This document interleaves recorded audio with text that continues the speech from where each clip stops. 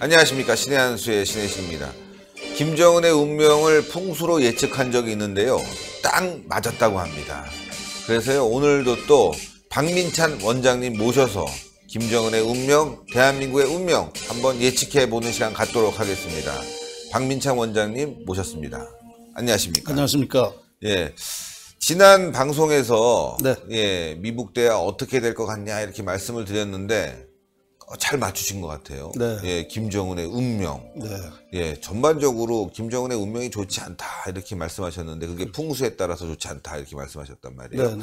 다시 한번 시청자 여러분들께 맞추셨으니까 네. 한번 또 다시 설명을 부탁드리겠습니다. 네. 이미 저는 김정은이 할아버지 그 장례 절차를 보고 자손의 운명이 아주 흉한 모습이 된다라고 제가 예측을 했어요. 예. 이것을 제 98년도 책에 그 말을 넣었는데요. 지금 그것이 사실은 입증되고 있지 않습니까? 예, 예. 김정남이가 죽었죠. 예, 예. 그것이 바로 죽은 것도 다른 사람이 아니고 자기 그 이복 동생한테 죽임을 당했는데요. 그만큼 그 조상의 그 영향으로 흉기가 그런 영향이 미쳤다는 것이죠. 그래서 이제 그러다 보면 그 김정은이는 지난번에 예측한 대로 풍수적으로도 그렇게 돼 있고 또 사주 운명적으로도 금년이 그 원진살이라는 게 있어요. 원진살. 네, 원진살이 뭐냐면 하는 일이 안 돼서 짜증나는 거. 아주 모든 일이 그 아주 불미스럽게 되는 거. 예, 예. 이게 원진살입니다. 이게 입춘 이후에 이제 그것이 돌아왔기 때문에 시작이 됐기 때문에 이제 그 원진살이 발동이 돼가지고 지금 이런 일이 벌어지는 겁니다. 예. 그러면 결국은 제가 지난번에도 말씀드린 게 뭐냐면 음력 6월 달에 되면 김정은이가 사망 90%가 위험하다. 그러니까 지금 이게 다 맞아 들어가고 있는 중입니다. 네. 그러니까 이제 음력 6월이 되면은 네. 김정은이 사망할 수도 있고 신변에 커다란 그렇습니다. 위험이 올 수 있고 그때에 죽지 않으면 죽을 만큼의 하여튼 고통스러운 일이 생깁니다.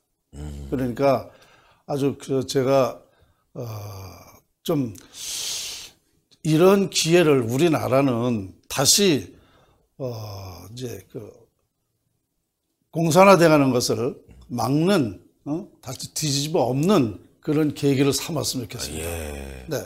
왜냐하면 그 사람이 일이 안 되니까. 예.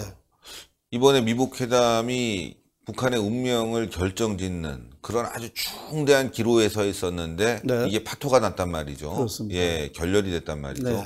서로의 입장차가 너무 큰데 그걸 다시 이제 붙이기도 어렵고 해소하기도 어려운 상태가 돼버렸기 때문에 6월까지 음력 6월 한 8월이겠네요. 8월까지 예. 7월 예. 7월 8월 예. 그러면 이 상태로 간다면은 한 그쯤 되면 이제 여름이 다가오면서 김정은의 큰 위기가 변화가 오죠. 온다. 그렇습니다. 자, 그런 변화 어떤 변화가 있을까요? 가령 지금 김정은이가 하는 일에 모든 일에 이제 나쁜 쪽으로다가 잘 되지 않는 방향으로 지금까지는 잘 됐어요. 예. 그런데 이제 우리나라 관계하고도 상당히 불편한 관계가 될 거고, 김정은 입장에서는. 예. 그리고 다른 나라 물론 마찬가지죠. 네, 그렇죠. 네. 그렇다면은 미국과의 관계는 더 악하고 더 악화되죠. 예, 대한민국은 줄 수 있는 상황도 아니고 지금 네. 퍼줄 수 있는 상황도 아니다 보니까 당연히 나빠질 거고 김정은은 경제적 고립, 위기 이런 것이 올 수 있고 그렇습니다. 내부 동요나 쿠데타 이런 것도 예상될 수 있지 그렇죠. 않겠습니까? 야, 그러면 이제 7월에서 8월 사이에 아주 중대한 변화가 있을 것이다. 풍수적으로. 네. 예, 이렇게 근데 보는 거군요. 이 변화도 말이죠. 네. 어떤 극한 일이 발생할 예상이 있느냐면은 그 사람이 아랫사람한테 당하는 그런 운명이에요. 아, 예. 그러니까 구테타라든가 이런 것이 발생하겠죠. 아, 그렇게 해서, 오히려 네. 아랫사람에게 외교 네. 관계보다는. 그렇습니다. 네. 아랫사람한테. 네네. 아, 이거 참 기대가 되는데요. 예. 제가 가끔씩 모시겠는데 네. 7, 8월에는 꼭 모시겠습니다. 맞는지 안 맞는지 또 확인을 해봐야 될 것 같은데요. 네. 자, 김정은의 운명은 그런데 지금 대한민국의 운명도 굉장히 암울하다, 걱정된다 이런 말씀 많이 하셨는데 네, 어떤 네. 부분에서 지금 암울하죠? 이제 근원적으로 보면 모든 일에는 어떤 원인이 있지 않습니까? 네, 그러니까 그 원인을 보면 그게 풍수거든요. 네, 그러면 구군이라는 게 있지 않습니까? 네. 그 구군이 2003년도에 상실됐습니다. 아. 정확하게. 그래서 우리나라가 자꾸 이렇게 뭔가 시원한 건 없잖아요. 좋은 일은 없고 자꾸 어떤 불행 쪽으로 지금 치닫고 있는데요. 제가 예측한 건 뭐냐면 나라가 상당히 어렵게 된다라고 이미 그것을 발표를 했습니다. 네. 국회에 가서 기자회견을 했어요. 많은 데서 제가 이런 얘기를 했는데요. 모든 그때 들은 사람들은 저에게 그랬습니다. 그 나라가 그렇게 된다는 걸 자꾸 얘기하느냐 그러는데 네. 저는 전문가입니다. 운명 연구가예요. 그러면 이것을 말하지 않으면 어떤 방법론이 없지 않습니까? 네. 그럼 이걸 놔두게 되면 어떻게 돼요? 나라는 점점 더 안 된단 말입니다. 그러니까 나라가 달릴 수 있는 방법을 저는 자꾸 얘기해 주는 거죠. 네. 그냥 나라가 안 된다라고만 얘기하는 게 아니고 잘 될 수 있는, 국군이 융성할 수 있는 방법을 이걸 과학적으로 제가 설명이 됩니다. 예, 예. 그래서 이 말을 하게 되는 거예요. 예. 그럼 제가 지금까지 얘기하고 있는 대로 지금 나라는 가고 있지 않습니까? 네. 그럼 나라 살리는 방법을 해야죠. 네, 그 방법을 알고 싶습니다. 그것은 뭐냐면요.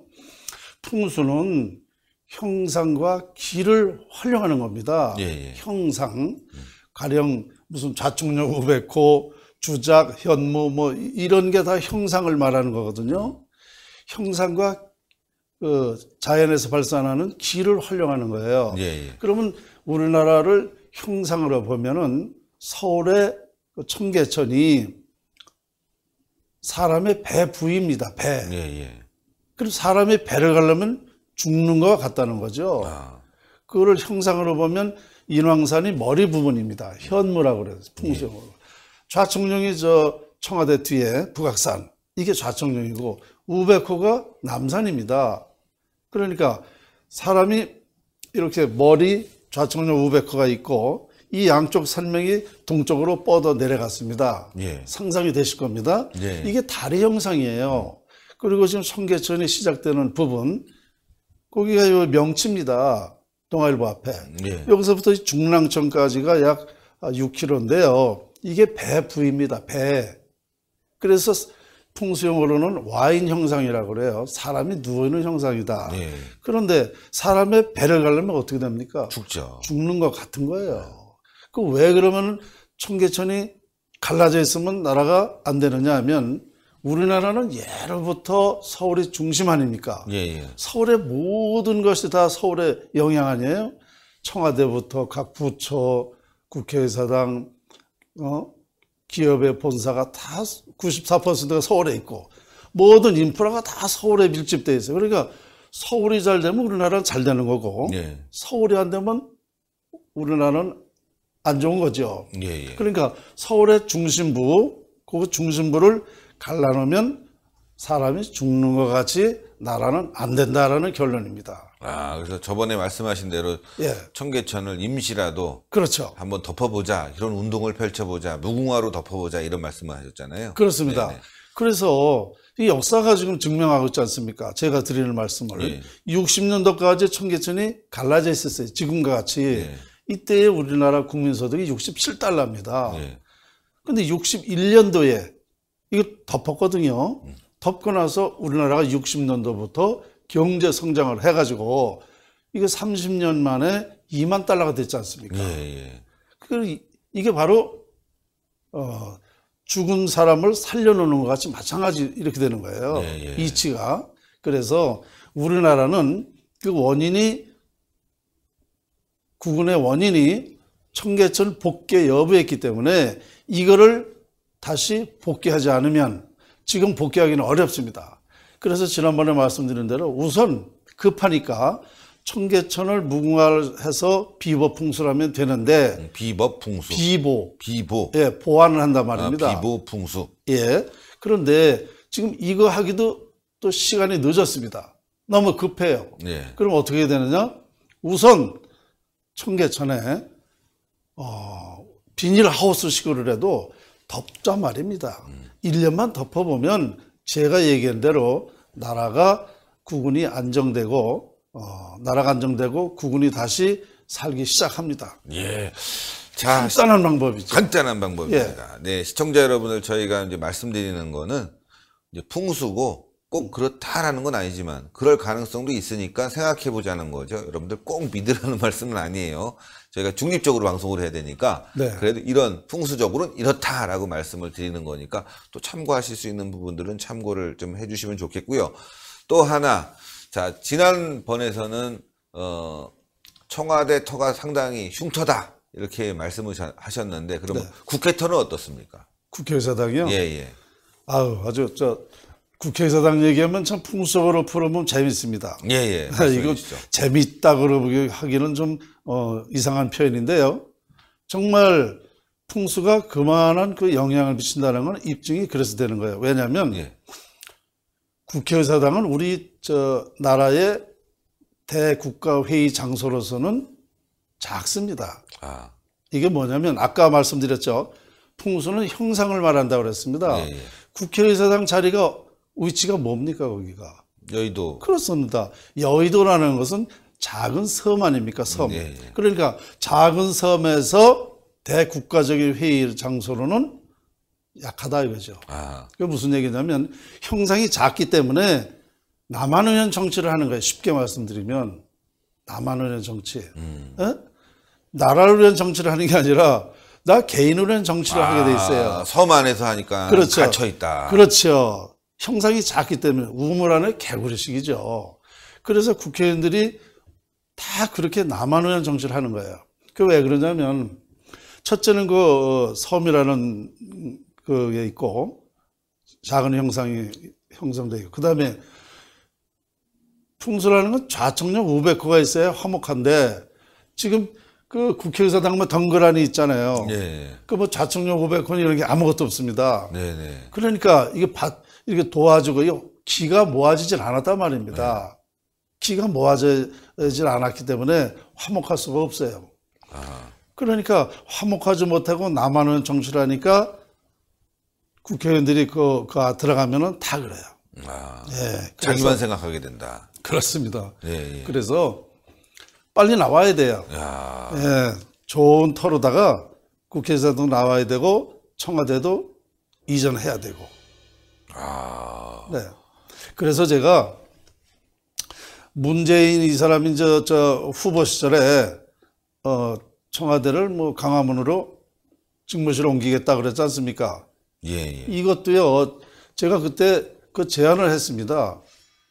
그럴 바에는 과천청사로 가라. 집무실을. 과천청사로 가게 되면 이 청계천 흉상을 피하고 청와대 흉터를 피하게 되니까 좋고 그 다음에 과천청사가 명당입니다. 그러니까 그쪽으로 하게 되면 우리나라에 큰 도움이 된다. 그런데 뭐 지금은 갈 생각도 없죠. 갈 생각도 지금 다른 생각만 하고 있는데 뭐 가겠어요. 뭐 진짜 듣고 보니까 이해가 되는 부분들이 있습니다. 과천으로 가고 그다음에 국회는 여의도인데 이게 자기만 생각하는 작은 섬터니까 그걸 좀 밖으로 나와서 그렇죠. 만들면 좋겠다 이런 말씀 아주 일리가 있는 그런 말씀인데요. 자, 그런 말이죠. 여기서 도선 풍수가 뭔지 또 시청자 여러분들께 설명을 좀 부탁드리겠습니다. 또 개파라든가 또 지금 34대 도선 풍수 전수자니까요. 설명을 좀 한번 해주시죠. 도선 풍수는 신라 말기니까 1100년 전에 구전으로만 후계자 단 한 사람에게 구전으로만 전수가 돼가지고 제가 34대 전수자입니다. 이 신안계 물형설이라는 풍수질인데요.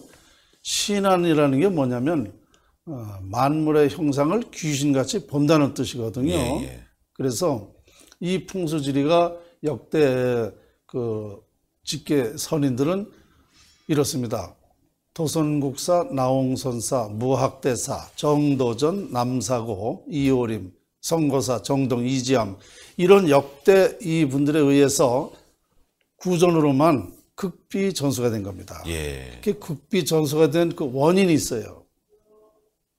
지금과 같이 이렇게 정치 그러니까 성격이 못됐다든가 뭔가 선량한 사람이 정치를 하면 좋은데 선량한 사람이 정치하지 않으면 사회와 나라에 바라지 않는 인물이 되기 때문에 옛날부터 권력시대, 완력시대에는요 훌륭한 지사가 있다. 예. 그러면 막 명랑을 잡아달라고 강제를 하거든요. 그러니까 그때 완력시대, 권력시대에서는 이거를 비밀리 하지 않으면 안 됐단 말입니다. 그런 사람에게 명당을 잡아주면 그 자손이 명당만큼 인물이 돼요. 예. 인물이 되면은 옛날이나 지금이나 정치를 합니다. 그래서 그런 사람이 정치를 하게 되면 폭정을 하고 나만 위한 정치를 하기 때문에 이 신한계 풍수는 한 사람씩만 비전될 수밖에 없었던 것입니다.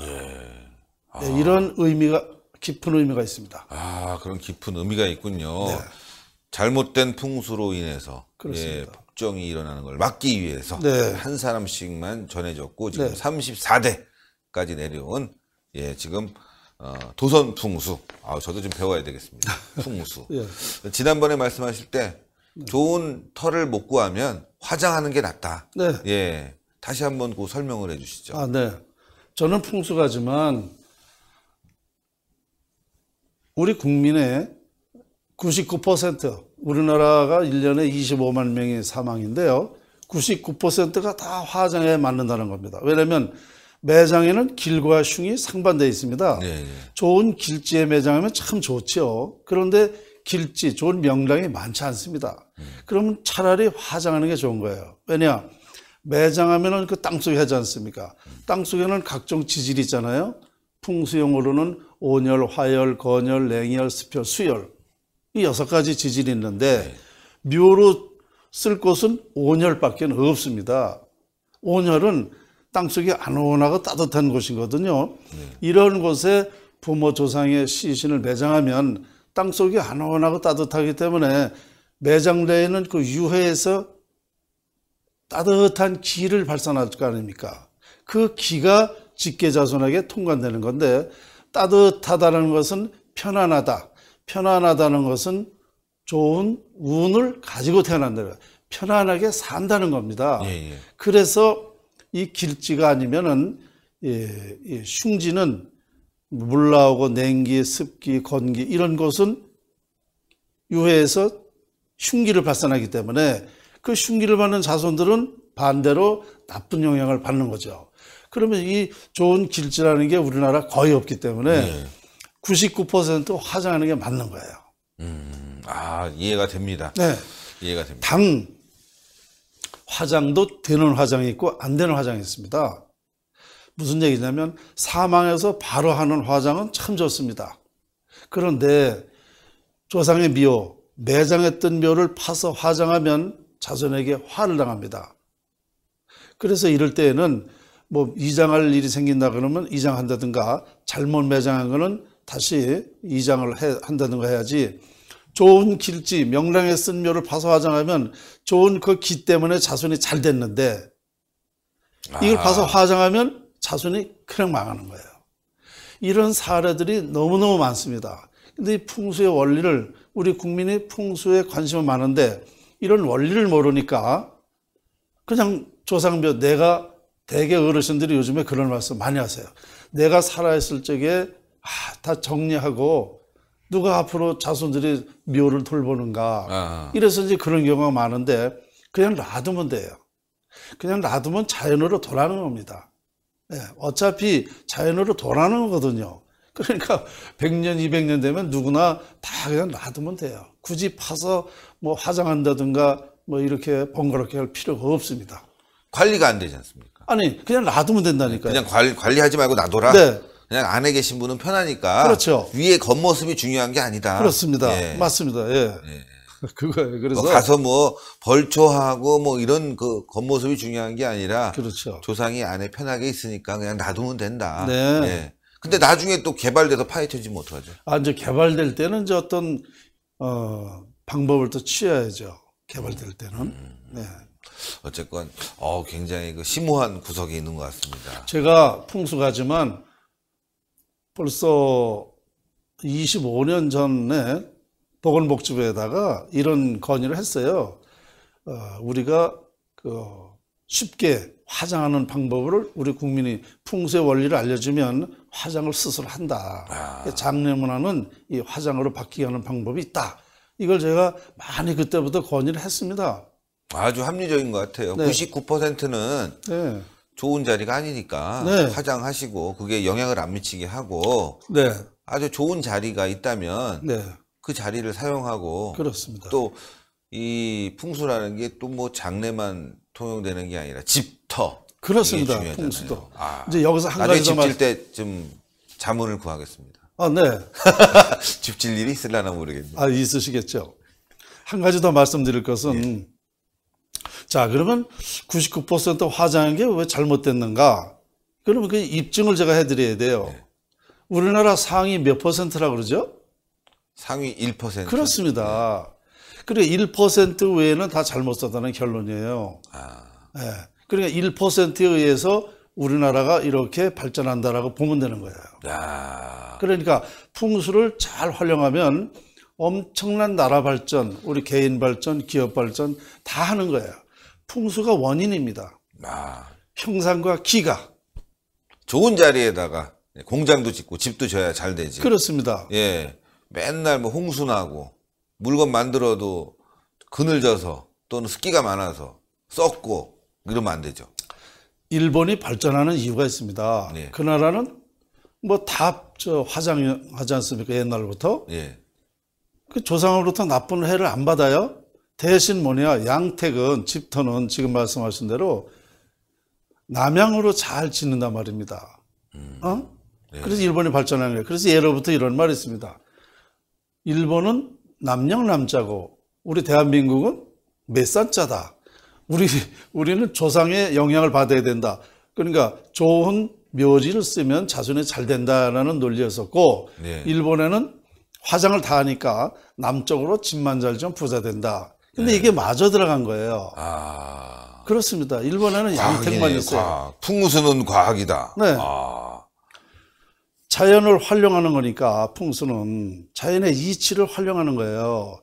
근데 이걸 누구나가 다 여기에 적용되고 살고 적용돼서 살아가고 운명도 다 여기에 발생이 된 건데 이걸 미신이라 그러면 말이 안 되는 거죠. 네. 숨을 쉬는 것도 우리가 공기가 있으니까 숨을 쉬고 살지 않습니까? 네네. 바로 이게 풍수다 말입니다. 그러니까 아무리 미신이니 안 믿느니 해도 본인은 풍수를 다 적용하고 살고 있다는 얘기죠. 예. 중요한 말씀이십니다. 네. 자, 이렇게 좋은 말씀 저희가 또 다음에 이어서 들어보도록 하고요. 오늘은 여기까지 하겠습니다. 예. 대단히 감사합니다. 감사합니다. 네. 예, 도선풍수 철학원 원장 박민찬 원장님의 말씀 들으니까 이해가 좀 되죠. 그러나 여러분들 모두 다 믿고 뭐 그렇게 따라서 하라는 얘기는 아닙니다. 여러분들이 보시고 이런 부분이 있으면은 괜찮다 이렇게 참고하라는 얘기죠. 저희가 뭐 믿지 말라 믿어라 뭐 이런 얘기 아니에요. 예, 참고만 하시라는 거고 신의 한 수는 늘 과학적인 검증에 의해서 여러분들께 말씀을 드리고 있습니다.